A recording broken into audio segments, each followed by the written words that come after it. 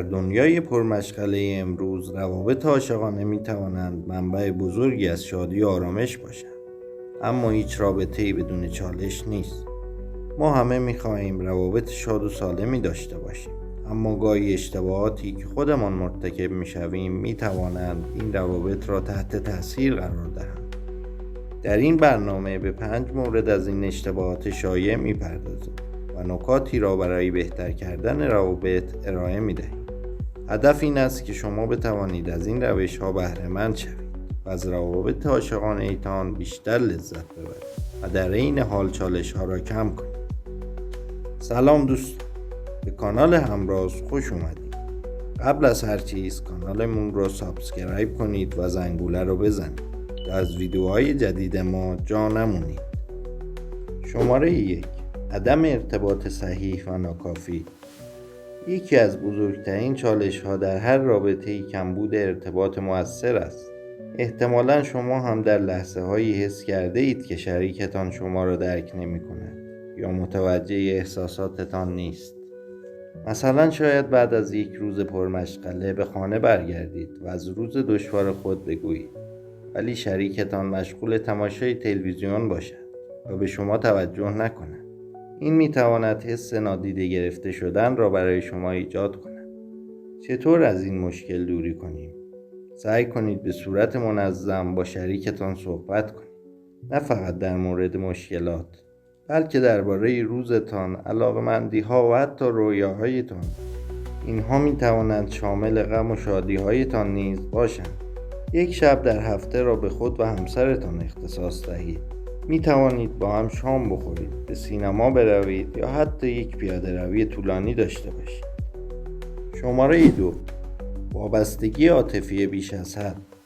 وابستگی عاطفی می تواند به مرور زمان به یک عادت غیر قابل کنترل تبدیل شود. وابستگی عاطفی بیش از حد به وضعیتی اطلاق می شود که فرد به شدت به شریک زندگی یا کس دیگر وابسته می شود و این وابستگی می تواند کارکردهای روزمره و سلامت روان فرد را تحت تاثیر قرار دهد. به عنوان مثال، زن جوان به شدت به شریک زندگیش وابسته است. او اغلب احساس می کند که بدون او نمی تواند روزش را سپری کند و همه شادی ها و ناراحتی هایش را به او منتقل می کند. زمانی که شریک زندگیش به دلیل کارش چند روزی دور است، او احساس تنهایی و اضطراب می کند و نگران است که امکان دارد ارتباطشان را از دست بدهد. این احساسات نشانه ای از وابستگی شدید او به شریک زندگیش است. برای مدیریت وابستگی عاطفی، تقویت استقلال شخصی مهم است. به فعالیت‌های انفرادی بپردازید.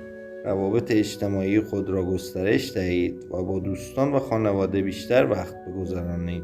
برای خودتان مرزهای عاطفی تعیین کنید و مهارت‌های ارتباطی خود را بهبود دهید.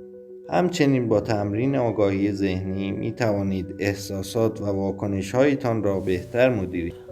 این رویکردها به شما کمک می‌کند تا به رابطه‌ای سالم‌تر و متعادل‌تر برسید. شماره 3: انتظارات غیر منطقی. انتظارات غیر منطقی معمولاً باعث ناامیدی و آسیب به روابط می‌شوند. افرادی که انتظار دارند دیگران همواره مطابق با خواسته‌هایشان عمل کنند یا زندگی بدون چالش و مشکل داشته باشند، در نهایت از خود و دیگران دلزده می‌شوند. برای مثال، شخصی ممکن است انتظار داشته باشد که شریک زندگیش همیشه در دسترس باشد و احساساتش را به طور کامل درک کند. این انتظارات غیر منطقی می تواند منجر به تنش و بی‌اعتمادی در روابط شود. راه حل این است اولاً به واقع گرایی در انتظارات خود توجه کنید و درک کنید که هیچ کس نمی تواند همیشه ایدئال باشد. ثانیاً ارتباط شفاف و صادقانه با دیگران برقرار کنید و احساسات و نیازهای خود را به درستی بیان کنید.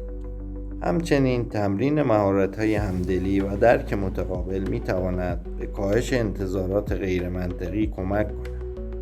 با مرور زمان و رشد آگاهی می‌توان به روابط سالم‌تری دست یافت. شماره 4: نادیده گرفتن نیاز به زمان شخصی. نادیده گرفتن نیاز به زمان شخصی در زوجین میتواند به کاهش کیفیت روابط و بروز تنش‌های عاطفی منجر شود. وقتی هر یک از طرفین به دلیل مشغله‌های روزمره مانند کار، خانه‌داری و مراقبت از فرزندان زمان کافی برای خود نداشته باشند، احساس خستگی، تنهایی و نارضایتی ایجاد می‌شود. این وضعیت می‌تواند باعث فاصله عاطفی و عدم ارتباط مؤثر در روابط گردد.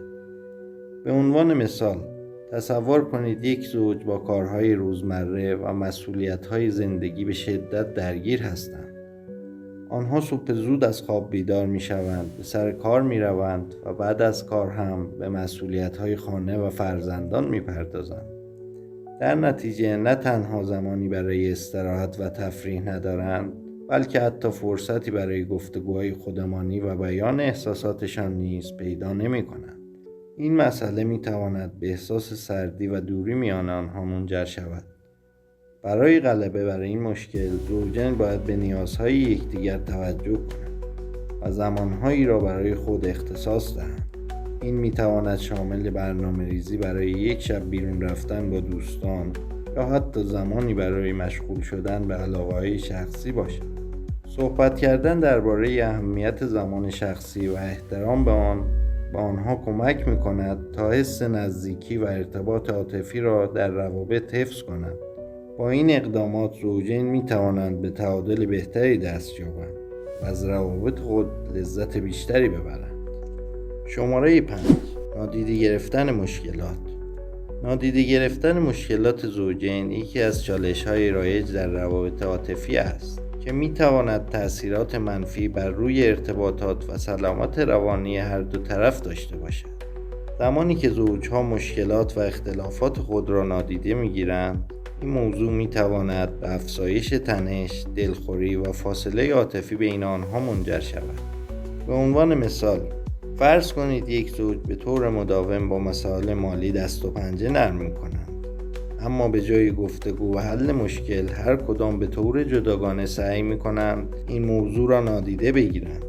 نتیجه این رفتار می‌تواند بروز تنش‌های غیر ذهنی و افزایش اختلاف نظر در سایر زمینه‌های رابطه باشد.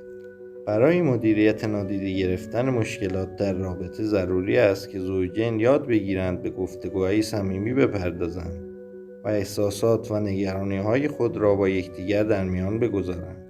آنها باید فضایی ایجاد کنند که در آن هر دو طرف احساس راحتی کنند تا مشکلات را به طور صریح و بدون ترس از قضاوت مطرح کنند.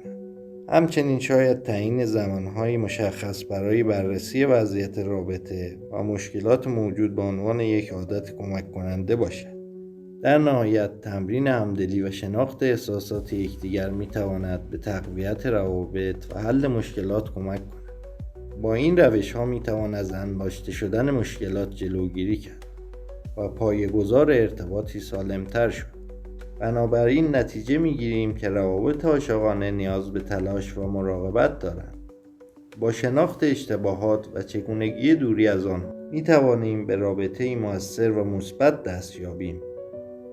به یاد داشته باشید که هر رابطه‌ای نیاز به گفتگو، صادق بودن و تعهد دارد. اگر شما و شریک زندگیتان با صمیمیت و محبت در کنار همدیگر باشید، خواهید توانست بر هر چالش غلبه کنید. یادتون نره نظرات خودتون را برامون بنویسید. آیا تجربیاتی در این زمینه دارین؟ ممنون که با ما بودید. یادتون نره لایک و سابسکرایب رو فراموش نکنید. همچنین با زدن زنگوله از آخرین ویدیوهای ما با خبر بشید و ما رو به دوستانتون معرفی کنید. خدا نگهدار.